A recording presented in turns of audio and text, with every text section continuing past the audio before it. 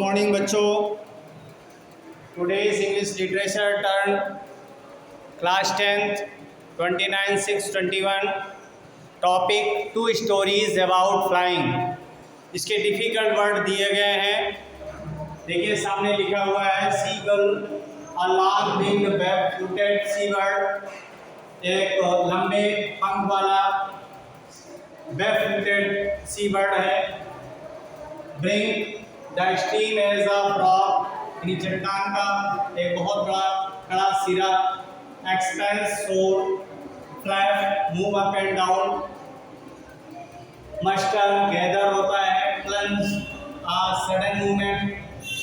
Up raiding scolding होता है, डांटना फटकारना। स्किन एबव अ सरफेस, यानी तल के ऊपर। Devour eat up quickly. Taunting, mocking in order to provoke. Blazing, shining. Monstrous, very large and ugly।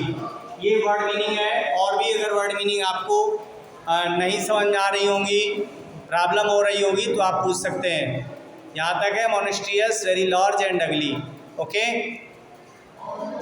आइए लेसन रीड करते हैं। 2 स्टोरीज अबाउट फ्लाइंग, यानी उड़ान के बारे में 2 कहानियाँ। कौन कौन सी कहानियाँ हैं? इसमें 2 कहानी दी गई हैं। तो फर्स्ट आप जो है कहानी शुरू करेंगे। इसमें हिज फर्स्ट फ्लाइट लियोम ओ फ्लेहर्टी। ये स्टोरी जो है लियोम ओ फ्लेहर्टी, ये एक यंग बर्ड है जो उड़ने से बहुत ही डरता है पहली बार। उसी से संबंधित कहानी है। वह विश्वास करता है कि उसके पंख उसका सपोर्ट नहीं करेंगे। इसके अतिरिक्त वह अपने छोटे पंखों की तुलना उन बड़े पंख वाले पक्षियों से करता है, जिससे वह और ज़्यादा डरा हुआ है। तो यहाँ पर एक कहानी आगे इसी उड़ान के बारे में है कि कैसे छोटे पक्षी जब उड़ना शुरू करते हैं तो उनको कितना डर होता है, कितना हेजिटेशन होता है। बाद में वो स्ट्रांग वे में बहुत लंबी उड़ान पर निकल जाते हैं। लेकिन जो फर्स्ट फ्लाइंग होती है वो थोड़ी सी डिफ़िकल्ट होती है उन बच्चों के लिए, छोटे पक्षियों के लिए। और उसी प्रकार से यहाँ पर कंपेयर की गई है छोटे छोटे बच्चों की। जो छोटे बच्चे होते हैं उनकी जो थिंकिंग जो होती है, जो उनकी क्षमता होती है, कैपेबिलिटी होती है, बहुत ही कम होती है। उनमें समझने बूझने की क्षमता कम होती है। बाद में धीरे धीरे इंक्रीज होती है और उनका माइंड डेवलप होता है। तो आइए पढ़ते हैं, रीड करते हैं। First stanza. The young seagull was alone on his ledge. His 2 brothers and his sister had already flown away the day before. He had been afraid of flying with them. Somehow when he had taken a little run forward to the brink at the ledge and attempt to flap his wing, he became afraid. The great expanse of sea stretched down beneath, and it was such a long way down, miles down.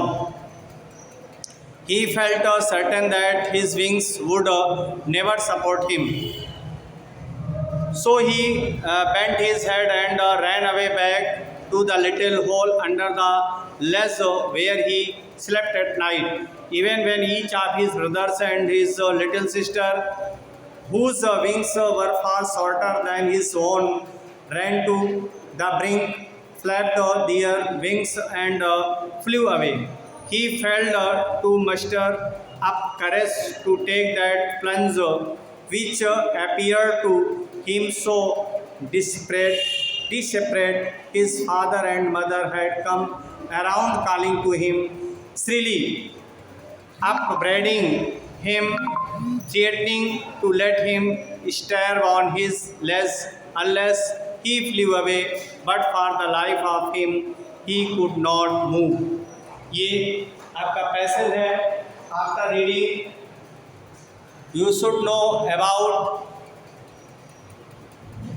Hindi translate. लिखा हुआ है young seagull, यानी एक शिशु seagull, was alone on his ledge, अपने शिला फलक पर अकेला था, यानी लेज यहाँ पर शब्द आया है शिला फलक के लिए। उसके दो भाई लिखा हुआ है, his two brothers and sisters had already phloem away the day before.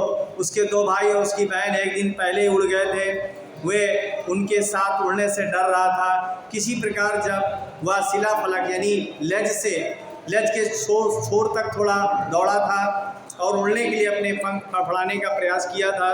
लिखा है, afraid to fly with them somehow when he had taken a little run forward to the brink of the ledge and attempted to flap his wings. और उसने अपने पंख फड़फड़ाने का प्रयास किया था। ही बीकेम अफ्रेड, वह डर गया था, वह भयभीत हो गया था। क्यों? The great expanse of sea stretched down beneath, क्योंकि गहरा समुद्र नीचे समुद्री क्षेत्र दूर तक फैला हुआ था और नीचे की दूरी काफ़ी विस्तृत थी, यानी वाइड स्प्रेड थी, बहुत दूरी थी।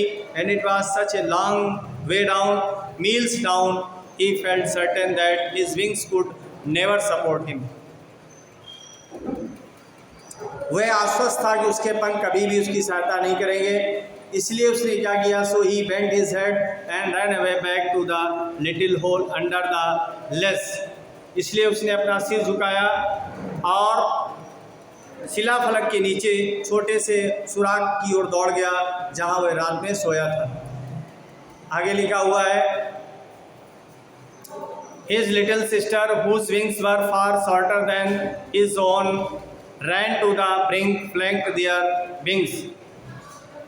यहाँ तक कि उसके भाइयों और छोटी बहन जिनके पंख उससे बहुत छोटे थे, छोर तक दौड़े, अपने पंख फड़फड़ाए और उड़ गए।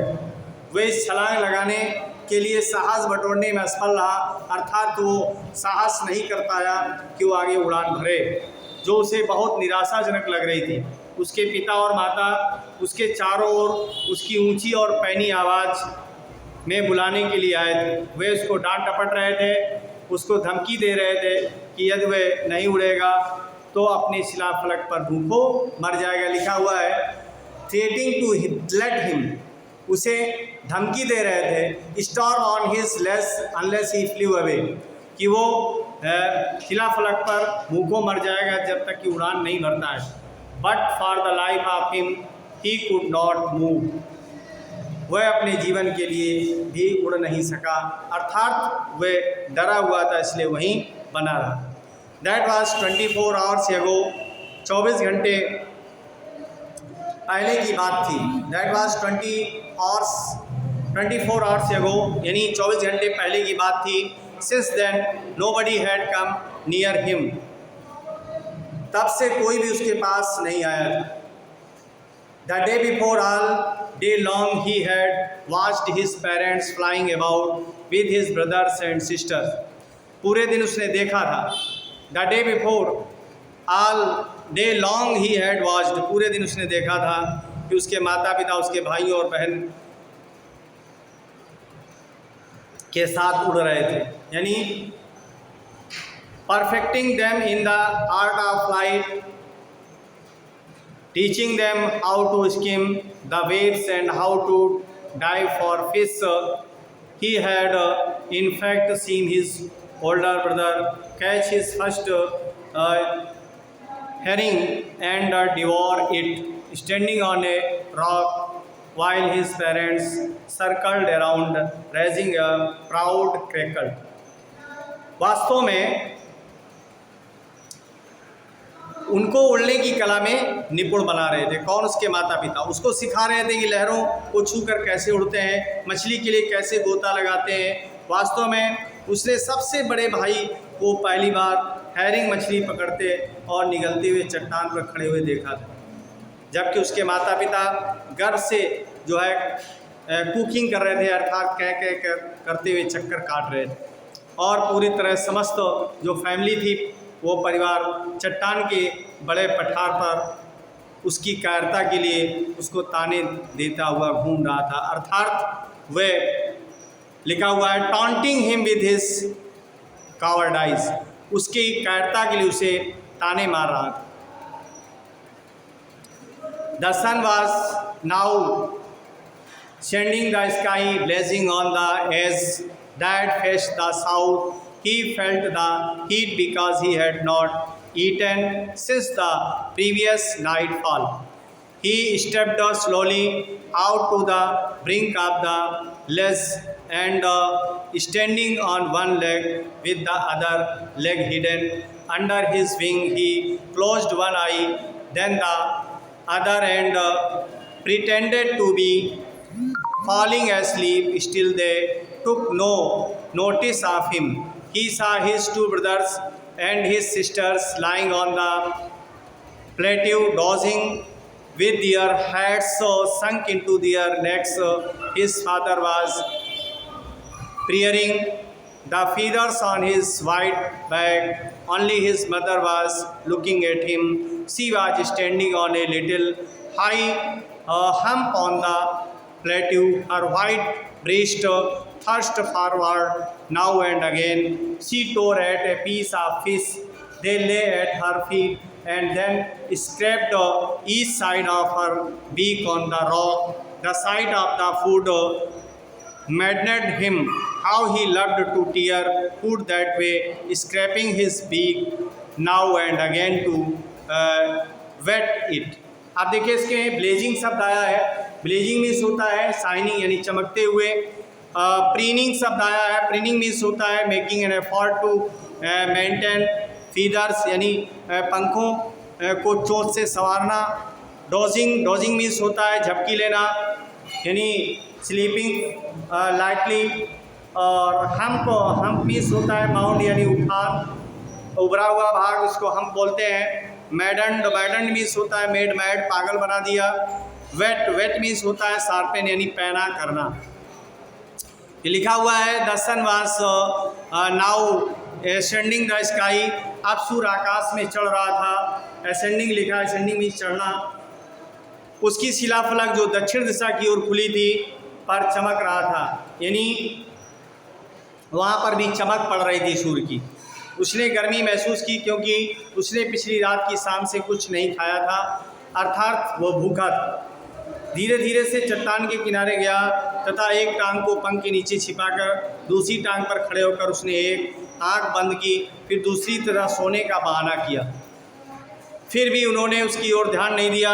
उसने अपने दो भाइयों और बहन को अपनी अपनी गर्दन में सिर रखकर पठार पर लेटे देखा।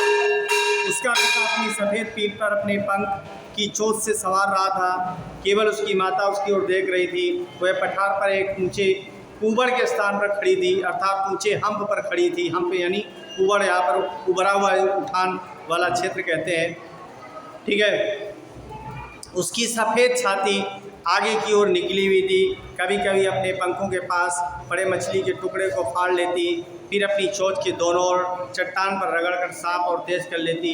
भोजन के दृश्य ने उसे पागल बना दिया, अर्थात वे ऐसा दृश्य देख रहा था जिससे वह और ज़्यादा तड़प रहा था। क्यों? भूखा था। उसे इस तरह खाने को फाड़ना, यदा कदा अपनी चोंच को रगड़कर साफ तथा तेज करना बहुत अच्छा लगता था, लेकिन वो मजबूर था क्योंकि ना तो उसके पास भोजन था और ना ही वो माता पिता के पास था, दूर था।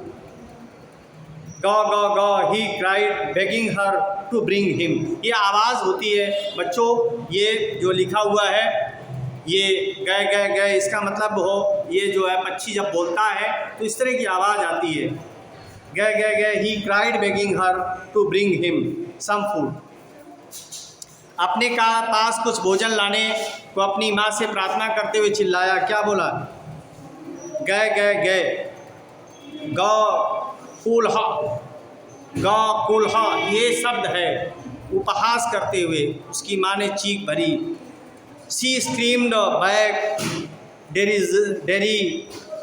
derisively, but he kept calling plaintively, and after a minute or so he uttered a joyful scream. His mother had picked up a piece of the fish and was flying across to him with it. वह दुखी होकर पुकारता रहा और 1 या 2 minute बाद उसने हर्ष में चीख मारी, अर्थात प्रसन्नता से चिल्लाया। उसकी माँ ने अपनी चोंच में मछली का एक टुकड़ा पकड़ा था और उसको लेकर खाई की दूसरी ओर आकर उसके पास उड़कर जा रही थी, अर्थात उसके पास आ रही थी। He leaned out eagerly tapping the rock with his feet. जब वह उसके समीप उड़ी तो उसने अपने पैरों से चट्टान को थपथपाते हुए उत्सुकता से आगे की ओर झुक गया। लिखा हुआ है, trying to get nearer to her as she flew across. उसके पंखों में गति नहीं थी। क्यों? ठीक है, उसने उसके समीप आने की कोशिश की। माँ ठीक शिशु सीगल के सामने थी, but when she was just opposite to him, she halted her wings motionless, the piece of fish in her beak almost within reach of his beak. शिशु की चोंच की परिधि में वो मछली का टुकड़ा आ गया। उसने आश्चर्य से एक क्षण प्रतीक्षा की। He waited a moment in surprise, wondering why she did not come nearer. उसने एक क्षण प्रतीक्षा की, ठीक है, और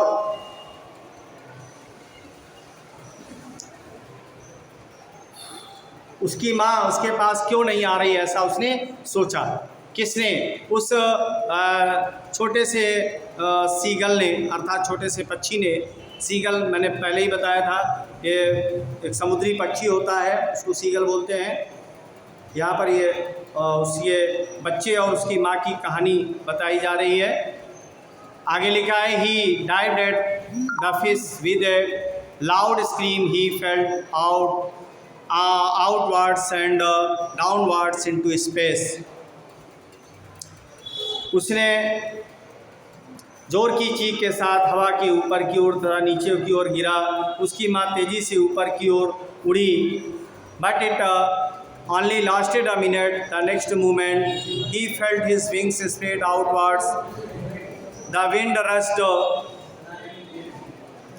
against his breast feather, then under his stomach and against his wings. He could feel the tips of his wings cutting through the air. He was not falling headlong now. He was soaring gradually downwards and outwards. He was no longer afraid. He just felt a bit dizzy. Then he flapped his wings once and he soared upwards. Gai शब्द कहते हुए कोलाहा, his mother swept past him, her wings making a loud noise. He answered her with another scream. Then his father flew over him screaming. He saw his two brothers and his sisters flying around him, converting and blanking and soaring and diving.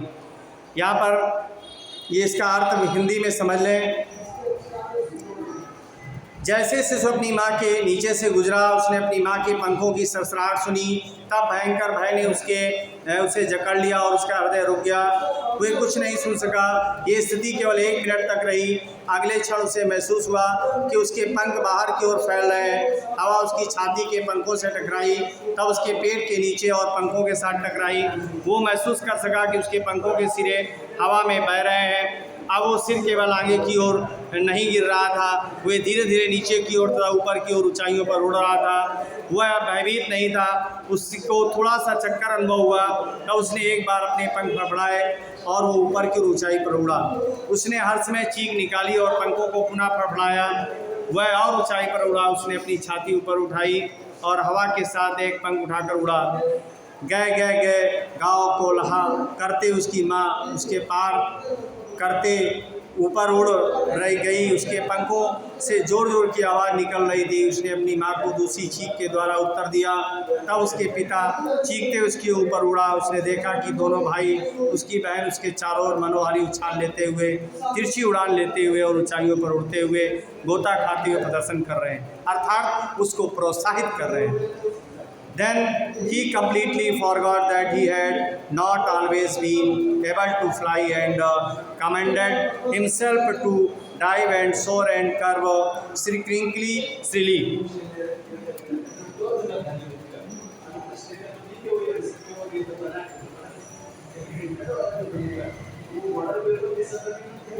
His parents and his brothers and sisters had landed on the green, flooring ahead or to him.